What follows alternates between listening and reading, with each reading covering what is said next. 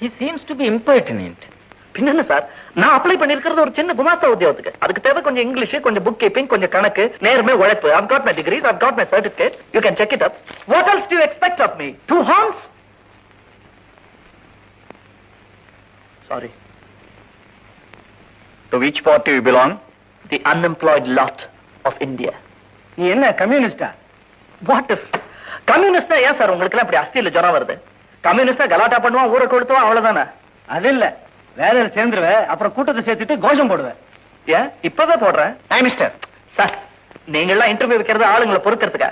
ஏதாவது காரணம் சொல்லி தள்ளுறதுக்கு தானே sir? Look here, my degrees and certificates. Bureaucracy, down, down. Nepotism, down, down. Favoritism, down, down. Red tapeism, down, down. வாழ்க பாரதம்.